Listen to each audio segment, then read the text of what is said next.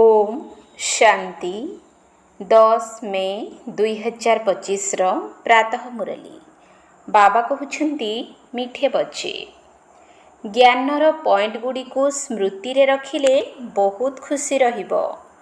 तुमे माने एबे स्वर्गर द्वार रे छिड़ा होइछ। बाबा मुक्ति जीवन मुक्तिर रास्ता देखाउछंती। ज्ञानर पॉइंट गुड़ी को स्मृति रे रखिले बहुत खुशी रहिबो। तुमे माने एबे स्वर्गर द्वार रे छिड़ा होइछ। बाबा मुक्ति जीवन मुक्तिर रास्ता देखाउछंती।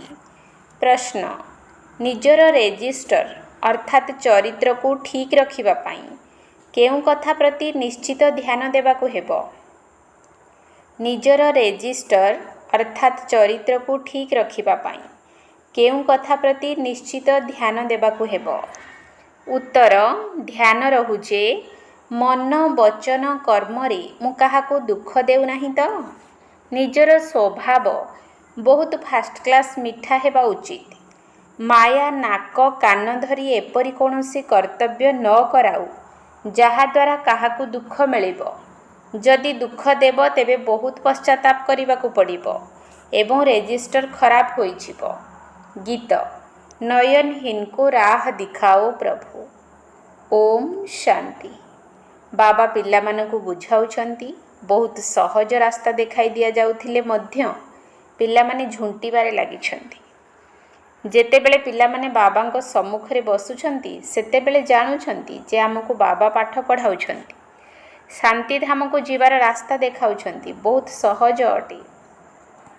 बाबा कहउछंती दिन राति जेते दूर संभव मते मने पकाओ। सही भक्ति मार्गर यात्रा पाद द्वारा होई थाए एवं बहुत धक्का खाइबाकू पड़ी थाए। एठारे तुमे माने बसी थाई मध्य जोगर यात्रा रे रहिछ।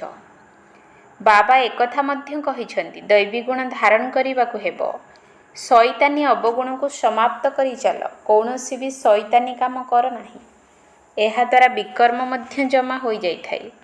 बाबा तुम मानकू सर्वदा सुखी करिबा पई आसिछंती। जेपरि जने राजकुमार तार पिता एवं राजत्व को देखि खुशी हेबो ना। जदिও राजत्व रही किंतु शारीरिक रोग आदि तो निश्चित हेउथिबो ना। एठारे तुम मानकर निश्चय अछि जे शिव बाबा आसिछंती। सिए आम मानकू पाठ पढ़ाउछंती। पुणी आमे स्वर्ग को जाई राजत्व करिबु जेउठारे कौनसी प्रकारर दुख रहिबो नाही। तुमर बुद्धि रे एबे रचयिता एवं रचनार आदि मध्य अंतर ज्ञान रहिछि। एही ज्ञान अन्य कौनसी मनुष्य मानक बुद्धि रे नाही। तुमे संतान माने एबे जानुछ जे आगरु आम पाखरे ज्ञान नथिला। बाबा को आमे जानि नथिलु। मनुष्य भक्ति को बहुत उत्तम बोली भाबुछंती। तेणु अनेक प्रकारर भक्ति करूछंती किंतु सेथिरे सबु स्थूल कथा रहिछि। कौनसी सूक्ष्म कथा नाही। एबे अमरनाथर यात्रा करिवे तेबे स्थूल रे जिबे ना। सेठारे मध्य लिंग ही अछि। काहा पाखकू जाउछंती एक कथा मनुष्य माने किछि हेले जानि नाहंती। एबे तुमे माने केउठाकू भी धक्का खाइबाकू जीव नाही। तुमे जानिछ आमे नुआ दुनिया पाई पाठ पढुछु जेउठारे एही वेद शास्त्र आदि रहिबो नाही। सत्य जुगरे भक्ति रहिबो नाही। सेठारे केवल सुख ही सुख रहिबो। जेउठी भक्ति अछि सेठारे दुख अछि। एही गोला अर्थात सृष्टि चक्रर चित्र बहुत भल। स्वर्गर द्वार ही चित्र रे स्पष्ट भावरे देखाइछंती। एकथा तुम मानक बुद्धि रे स्पष्ट भावरे रहिबा उचित। आमे एबे स्वर्गर द्वार रे बसिछु तेणु बहुत खुशी रहिबा दरकार। एही भली ज्ञानर पॉइंट्स को स्मरण करी करी तुमे पिला माने बहुत खुशी रे रहि परिबो। तुमे माने जानिछ एबे आमे स्वर्गर द्वार को जाउछु। सेठारे बहुत कम संख्यक मनुष्य थांती। एठारे केते ढेर मनुष्य अछंती। केते धक्का खाई चलीछंती।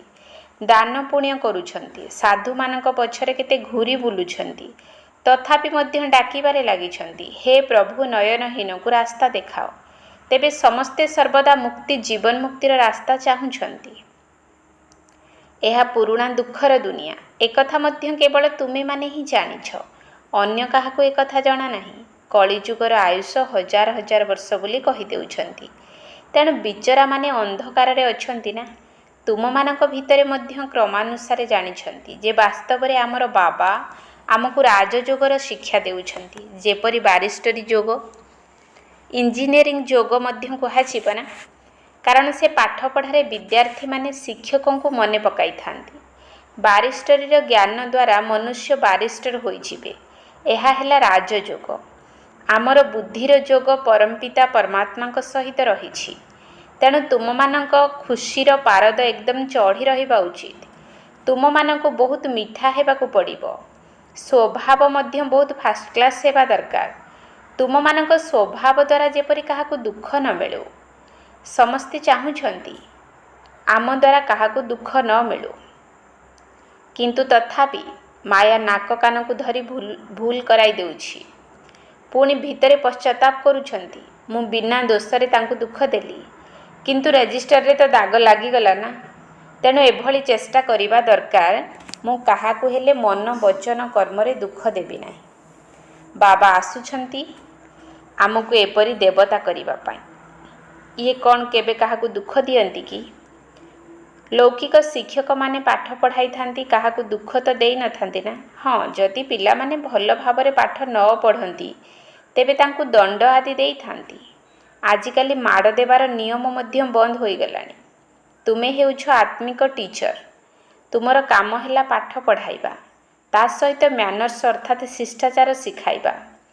ଯଦି ଲେଖାପଢ଼ା କରିବ ତେବେ ଉଚ୍ଚପଦ ପାଇବ, ଯଦି ନ ପଢ଼ିବ ତେବେ ନିଜେ ଫେଲ୍ ହେବ।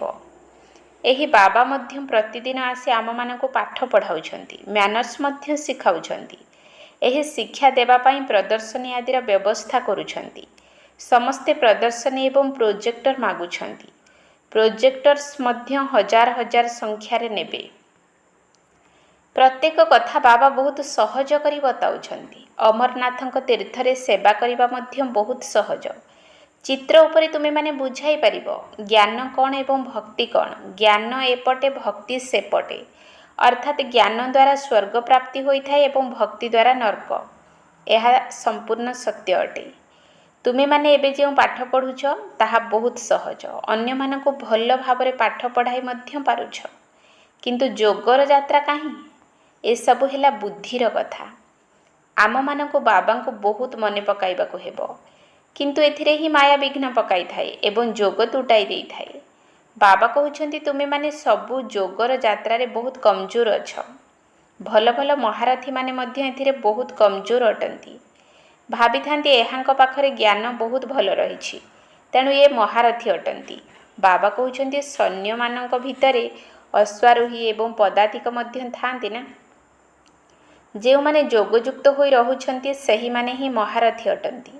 ଉଠିବା ବସିବା ସମୟରେ ମଧ୍ୟ ବାବାଙ୍କୁ ମନେ ପକାଇବାକୁ ହେବ, ତେବେ ବିକର୍ମ ବିନାଶ ହେବ ଏବଂ ଆତ୍ମା ପବିତ୍ର ହୋଇଯିବ। ନଚେତ୍ ଦଣ୍ଡ ବି ଭୋଗ କରିବାକୁ ପଡ଼ିବ ଏବଂ ପଦ ମଧ୍ୟ ଭ୍ରଷ୍ଟ ହୋଇଯିବ। ସେଥିପାଇଁ ନିଜର ଚାର୍ଟ ରଖିବା ଦରକାର। ତେବେ ତୁମକୁ ଜଣା ପଡ଼ିଯିବ ଯେ ମୁଁ ବାବାଙ୍କୁ କେତେ ସମୟ ମନେ ପକାଇଲି। ବାବା ନିଜେ କହୁଛନ୍ତି ମୁଁ ମଧ୍ୟ ପୁରୁଷାର୍ଥ କରୁଛି। ବାରମ୍ବାର ବୁଦ୍ଧି ଅନ୍ୟ ଆଡ଼କୁ ଚାଲି ଯାଉଛି। ବାବାଙ୍କ ଉପରେ ତ ବହୁତ ଦାୟିତ୍ୱ ରହୁଛି ନା। ତୁମେମାନେ ତୀବ୍ର ଗତିରେ ଆଗକୁ ଯାଇପାରିବ, ପୁଣି ତା ସହିତ ନିଜର ଚଳଣି ମଧ୍ୟ ସୁଧାରିବାକୁ ହେବ। ଯଦି ପବିତ୍ର ହୋଇ ପୁଣି ବିକାରଗ୍ରସ୍ତ ହୋଇଗଲ ତେବେ କରିଥିବା ରୋଜଗାର ସବୁ ସମାପ୍ତ ହୋଇଯିବ। କାହା ଉପରେ କ୍ରୋଧ କରିଲ, ସମ୍ବନ୍ଧରେ ତିକ୍ତତା ଆସିଗଲା, ଅର୍ଥାତ୍ ଅସୁର ହୋଇଗଲ। ଅନେକ ପ୍ରକାରର ମାୟା ଆସୁଛି। ବର୍ତ୍ତମାନ କେହି ହେଲେ ବି ସମ୍ପୂର୍ଣ୍ଣ ହୋଇନାହାନ୍ତି। ବାବା ସମସ୍ତଙ୍କୁ ପୁରୁଷାର୍ଥ କରାଉଛନ୍ତି। କୁମାରୀମାନଙ୍କ ପାଇଁ ତ ବହୁତ ସହଜ। ଏଥିରେ ନିଜକୁ ବହୁତ ଶକ୍ତିଶାଳୀ କରିବାକୁ ହେବ ଏବଂ ତା ସହିତ ଆନ୍ତରିକ ସ୍ୱଚ୍ଛତା ଏବଂ ସତ୍ୟତା ଦରକାର। ଯଦି କୌଣସି ଦେହଧାରୀ ସହିତ ମନ ଲାଗିଥିବ ତେବେ ଏହି ଜ୍ଞାନ ମାର୍ଗରେ ଚାଲିପାରିବ ନାହିଁ। କୁମାରୀମାନେ ମାତାମାନେ ତ ଭାରତକୁ ସ୍ୱର୍ଗ କରିବାର ସେବାରେ ଲାଗିଯିବା ଉଚିତ। ଏହିଥିରେ ହିଁ ମେହନତ ରହିଛି। ମେହନତ ବିନା କିଛି ହେଲେ ମିଳିନଥାଏ।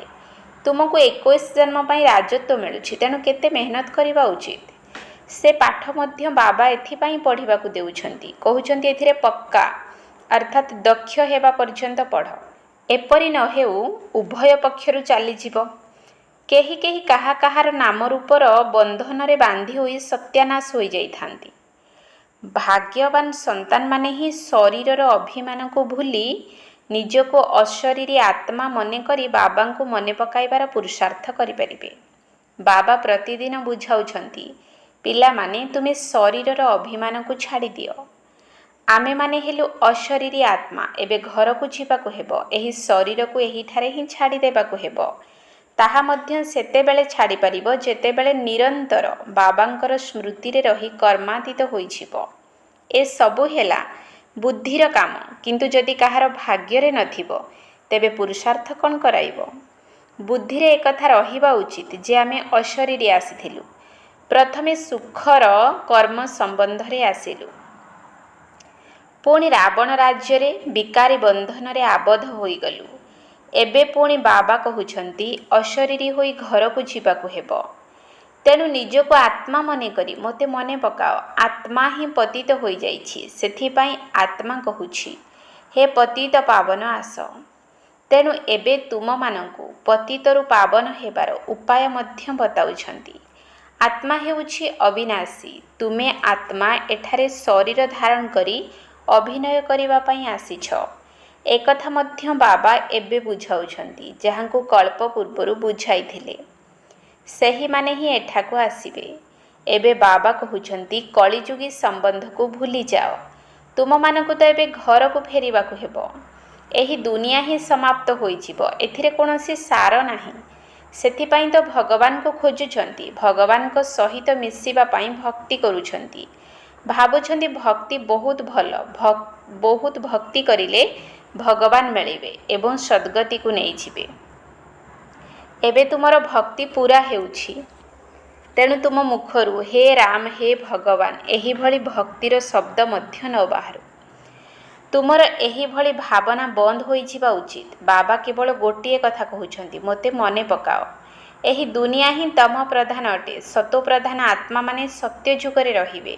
ସତ୍ୟଯୁଗ ହେଉଛି ଆରୋହଣ କଳା। ପୁଣି ଦ୍ୱାପର ଠାରୁ ଅବତରଣ କଳା ହେଉଛି। ବାସ୍ତବରେ ତ୍ରେତା ଯୁଗକୁ ମଧ୍ୟ ସ୍ୱର୍ଗ କୁହାଯିବ ନାହିଁ। ସ୍ୱର୍ଗ କେବଳ ସତ୍ୟଯୁଗକୁ ହିଁ କୁହାଯିବ। ଏବଂ ତୁମ ସନ୍ତାନମାନଙ୍କର ବୁଦ୍ଧିରେ ସୃଷ୍ଟିର ଆଦି ମଧ୍ୟ ଅନ୍ତର ଜ୍ଞାନ ରହିଛି। ଆଦି ଅର୍ଥାତ୍ ଆରମ୍ଭ, ମଧ୍ୟ ଅର୍ଥାତ୍ ମଝି ସମୟ, ପୁଣି ଅନ୍ତିମ ସମୟ।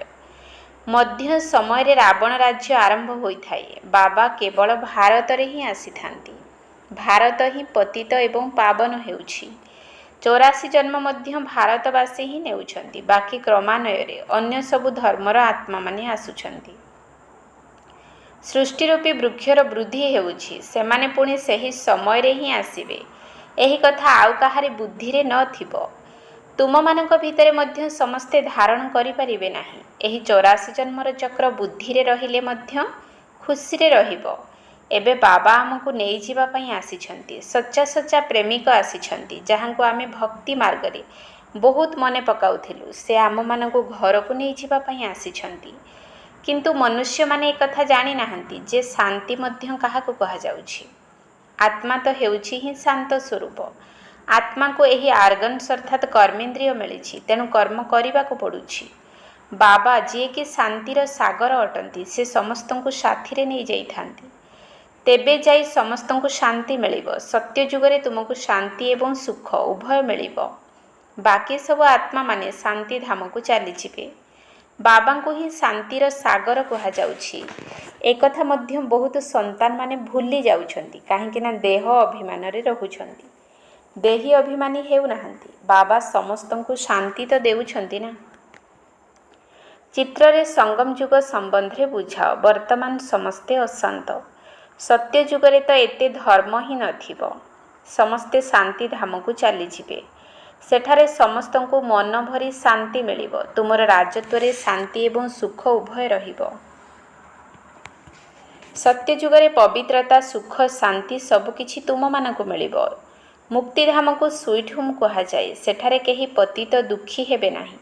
ଦୁଃଖ ସୁଖର କୌଣସି କଥା ରହିବ ନାହିଁ। ତେବେ ଶାନ୍ତିର ଅର୍ଥକୁ ବୁଝୁନାହାନ୍ତି। ବାବା ରାଣୀଙ୍କର ହାରର ଉଦାହରଣ ଦେଉଛନ୍ତି ନା। ଏବେ ବାବା କହୁଛନ୍ତି ଶାନ୍ତି ସୁଖ ସବୁ ନିଅ, ଆୟୁଷ୍ମାନ ଭବ। ସେଠାରେ କାଇଦା ଅନୁସାରେ ପୁତ୍ର ସନ୍ତାନ ହେବ। ସନ୍ତାନ ପ୍ରାପ୍ତି ପାଇଁ ସେଠାରେ କୌଣସି ପୁରୁଷାର୍ଥ କରିବାକୁ ପଡ଼ିବ ନାହିଁ। ଶରୀର ତ୍ୟାଗ କରିବାର ସମୟ ହେଲେ ସାକ୍ଷାତକାର ହୋଇଥାଏ ଏବଂ ଖୁସିରେ ଶରୀର ଛାଡ଼ି ଦେଇଥାନ୍ତି। ଯେପରି ବାବାଙ୍କୁ ଖୁସି ରହିଥାଏ ନା, ଏହି ଶରୀରକୁ ଛାଡ଼ି ମୁଁ ଏହିପରି ହେବି। ଏବେ ପାଠ ପଢ଼ୁଛି। ତୁମେ ମାନେ ମଧ୍ୟ ଜାଣିଛ ଆମେ ସତ୍ୟ ଯୁଗକୁ ଯିବୁ। ଏବେ ସଙ୍ଗମ ଯୁଗରେ ତୁମମାନଙ୍କ ବୁଦ୍ଧିରେ ଏକଥା ରହିଛି। ତେଣୁ କେତେ ଖୁସିରେ ରହିବା ଉଚିତ। ଯେତେ ଉଚ୍ଚ ପାଠ ପଢ଼ା ସେତେ ଖୁସି। ଆମକୁ ଭଗବାନ ପାଠ ପଢ଼ାଉଛନ୍ତି, ଲକ୍ଷ୍ୟ ତୁମମାନଙ୍କ ସମ୍ମୁଖରେ ରହିଛି। ତେଣୁ କେତେ ଖୁସି ରହିବା ଉଚିତ। କିନ୍ତୁ ଚାଲୁ ଚାଲୁ ତଳକୁ ଖସି ଯାଉଛନ୍ତି। ତୁମର ସେବା ସେତେବେଳେ ବୃଦ୍ଧି ହେବ ଯେତେବେଳେ କୁମାରୀମାନେ ସେବା କ୍ଷେତ୍ରକୁ ଆସିବେ। ବାବା କହୁଛନ୍ତି ପ୍ରଥମେ ତ ପରସ୍ପରର ସମ୍ବନ୍ଧରେ ତିକ୍ତତା ଆଣ ନାହିଁ। ଜାଣିଛ ଯେ ଆମେ ଏପରି ଦୁନିଆକୁ ଯାଉଛୁ ଯେଉଁଠି ବାଘ ଛେଳି ଏକତ୍ର ପାଣି ପିଇବେ। ସେଠାରେ ତ ପ୍ରତ୍ୟେକ ଜିନିଷ ଦେଖିବା ମାତ୍ରେ ହିଁ ମନ ଖୁସି ହୋଇଯାଇଥାଏ। ନାମ ହିଁ ହେଉଛି ସ୍ୱର୍ଗ। ତେଣୁ କୁମାରୀମାନେ ଲୌକିକ ପିତାମାତାଙ୍କୁ କୁହନ୍ତୁ, ଏବେ ଆମେ ସେଠାକୁ ଯିବା ପାଇଁ ପ୍ରସ୍ତୁତି କରୁଛୁ। ସେଥିପାଇଁ ପବିତ୍ର ତ ନିଶ୍ଚିତ ହେବାକୁ ପଡ଼ିବ।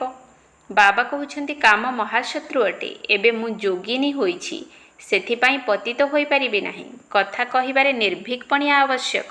ଏପରି କୁମାରୀ ଯେବେ ବାହାରିବେ ପୁଣି ଦେଖିବ କେତେ ଜଲ୍ଦି ସେବା ହେବ। କିନ୍ତୁ ନଷ୍ଟମୋହା ହେବା ଦରକାର।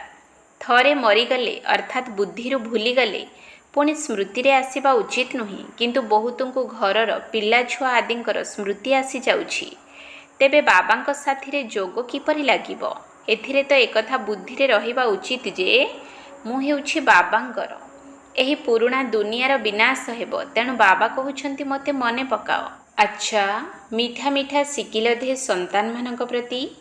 ମାତା ପିତା ବାପଦାଦାଙ୍କର ମଧୁର ସ୍ନେହ ସମ୍ପନ୍ନ ଶୁଭେଚ୍ଛା ଏବଂ ସୁପ୍ରଭାତ। ଆତ୍ମିକ ପିତାଙ୍କର ଆତ୍ମିକ ସନ୍ତାନମାନଙ୍କୁ ନମସ୍ତେ। ଆତ୍ମିକ ସନ୍ତାନମାନଙ୍କର ଆତ୍ମିକ ବାପଦାଦାଙ୍କୁ ନମସ୍ତେ ନମସ୍ତେ ନମସ୍ତେ। ଧାରଣା ପାଇଁ ମୁଖ୍ୟ ସାର 1 ନମ୍ବର ପଏଣ୍ଟ। ନିଜର ଉଚ୍ଚ ଭାଗ୍ୟ ଗଢ଼ିବା ପାଇଁ ଯେତେ ସମ୍ଭବ ଅଶରୀରୀ ହେବାର ଅଭ୍ୟାସ କରିବାକୁ ହେବ। ଶରୀରର ଅଭିମାନ ବିଲକୁଲ ଭୁଲି ହୋଇଯାଉ। କାହାର ନାମ ରୂପ ମନେ ନ ପଡ଼ୁ, ଏହି ମେହନତ କରିବାକୁ ହେବ। ନିଜର ଉଚ୍ଚ ଭାଗ୍ୟ ଗଢ଼ିବା ପାଇଁ ଯେତେ ସମ୍ଭବ ଅଶରୀରୀ ହେବାର ଅଭ୍ୟାସ କରିବାକୁ ହେବ। ଶରୀରର ଅଭିମାନ ବିଲକୁଲ ଭୁଲି ହୋଇଯାଉ। କାହାର ନାମ ରୂପ ମନେ ନ ପଡ଼ୁ, ଏହି ମେହନତ କରିବାକୁ ହେବ। 2 ନମ୍ବର ପଏଣ୍ଟ। ନିଜର ଚାଲିଚଳଣୀର ଚାର୍ଟ ରଖିବାକୁ ହେବ। କେବେ ହେଲେ ଆସୁରୀ ଚାଲିଚଳନ ଦେଖାଇବାର ନାହିଁ। ସଚ୍ଚା ହୃଦୟରେ ନଷ୍ଟମୋହା ହୋଇ ଭାରତକୁ ସ୍ୱର୍ଗ କରିବାର ସେବାରେ ଲାଗିଯିବା ଉଚିତ। ନିଜର ଚାଲିଚଳଣୀର ଚାର୍ଟ ରଖିବାକୁ ହେବ। କେବେ ହେଲେ ଆସୁରୀ ଚାଲିଚଳନ ଦେଖାଇବାର ନାହିଁ। ସଚ୍ଚା ହୃଦୟରେ ନଷ୍ଟମୋହା ହୋଇ ଭାରତକୁ ସ୍ୱର୍ଗ କରିବାର ସେବାରେ ଲାଗିଯିବା ଉଚିତ। ବରଦାନ। ମାୟାର ରାଜକୀୟ ରୂପର ବନ୍ଧନଠାରୁ ମୁକ୍ତ ବିଶ୍ୱଜିତ ଜଗତଜିତ ଭବ। ମାୟାର ରାଜକୀୟ ରୂପର ବନ୍ଧନଠାରୁ ମୁକ୍ତ ବିଶ୍ୱଜିତ ଜଗତଜିତ ଭବ। ମୋର ପୁରୁଷାର୍ଥ, ମୋର ଉଦ୍ଭାବନ, ମୋର ସେବା, ମୋର ଟଚିଂ, ମୋର ଗୁଣ ଭଲ ଅଟେ। ମୋର ନିର୍ଣ୍ଣୟ ଶକ୍ତି ବହୁତ ଭଲ ଅଟେ। ଏହିଭଳି ମୋର ପଣିଆ ହିଁ ମାୟାର ରାଜକୀୟ ରୂପ ଅଟେ। ମାୟା ଏଭଳି ଯାଦୁମନ୍ତ୍ର କରିଦେଉଛି ଯାହାକି ତୋରକୁ ମଧ୍ୟ ମୋର କରିଦେଉଛି। ସେଥିପାଇଁ ଏବେ ଏହିଭଳି ଅନେକ ପ୍ରକାରର ବନ୍ଧନରୁ ମୁକ୍ତ ହୋଇ ଏକମାତ୍ର ବାବାଙ୍କର ସମ୍ବନ୍ଧକୁ ଆସିଯାଅ। ତାହାହେଲେ ମାୟାଜିତ ହୋଇଯିବ। ମାୟାଜିତ ହିଁ ପ୍ରକୃତି ଜିତ, ବିଶ୍ୱଜିତ ବା ଜଗତଜିତ ହୋଇଥାନ୍ତି। ସେହିମାନେ ହିଁ ଗୋଟିଏ ସେକେଣ୍ଡରେ ଅଶରୀରୀ ଭବର ନିର୍ଦ୍ଦେଶକୁ ସହଜରେ ଏବଂ ସ୍ୱତଃ ଭାବରେ କାର୍ଯ୍ୟରେ ଲଗାଇ ପାରିବେ। ସ୍ଲୋଗାନ। ବିଶ୍ୱ ପରିବର୍ତ୍ତକ ସିଏ ଅଟେ ଯିଏକି କାହାର ବି ନକାରାତ୍ମକକୁ ସକାରାତ୍ମକରେ ପରିବର୍ତ୍ତନ କରିପାରୁଥିବ। ବିଶ୍ୱ ପରିବର୍ତ୍ତକ ସିଏ ଯିଏକି କାହାର ବି ନକାରାତ୍ମକକୁ ସକାରାତ୍ମକରେ ପରିବର୍ତ୍ତନ କରିପାରୁଥିବ। ଅବ୍ୟକ୍ତ ଇଶାରା। ଆତ୍ମିକ ରାଜକୀୟତା ସହିତ ପବିତ୍ରତାର ବ୍ୟକ୍ତିତ୍ୱକୁ ଧାରଣ କର। ତୁମମାନଙ୍କର ସ୍ୱସ୍ୱରୂପ ପବିତ୍ର ଅଟେ। ସ୍ୱଧର୍ମ ଅର୍ଥାତ୍ ଆତ୍ମାର ପ୍ରଥମ ଧାରଣା ପବିତ୍ରତା ଅଟେ। ସ୍ୱଦେଶ ପବିତ୍ର ଦେଶ ଅଟେ। ସ୍ୱରାଜ୍ୟ ପବିତ୍ର ରାଜ୍ୟ ଅଟେ। ସ୍ୱର ସ୍ମାରକୀ ପରମ ପବିତ୍ର ପୂଜ୍ୟ ଅଟେ। କର୍ମେନ୍ଦ୍ରିୟ ଗୁଡ଼ିକର ଅନାଦି ସ୍ୱଭାବ ସୁକର୍ମ ଅଟେ। ବାସ୍, ଏହି କଥା ଯଦି ସର୍ବଦା ସ୍ମୃତିରେ ରଖିବ, ତେବେ ମେହନତ କରିବାରୁ ଏବଂ ହଠ୍ କ୍ରିୟାରୁ ମୁକ୍ତ ହୋଇଯିବ ଏବଂ ପବିତ୍ରତାକୁ ବରଦାନ ରୂପରେ ଧାରଣ କରିନେବ। ଓମ୍ ଶାନ୍ତି।